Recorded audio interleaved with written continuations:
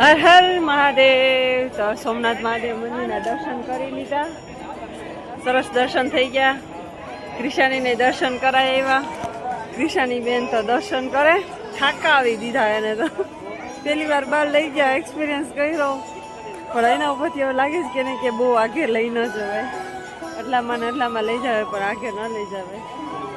હવે જોઈએ કાલ જુનાગઢનું પ્લાનિંગ છે, હવે જાય કે નહીં. ક્રિશાની ક્રિશાની કૃષિ હર હર મહાદેવ. હર હર મહાદેવ.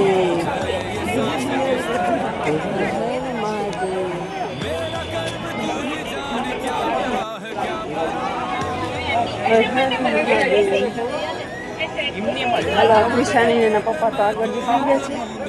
કેમ મને દેખાતા નથી? તમે દ્વારકાથી સોમનાથ હિચકા ખાવા આવ્યા છીએ કા? ફરવા નથી આવ્યા. અને ક્રિશાની અમે દ્વારકાથી સોમનાથ અમે ખાલી હિચકા ખાવા માટે જ લઈ આવ્યા છીએ. કેમ કે દ્વારકામાં હિચકા ખાવા નથી મળતા.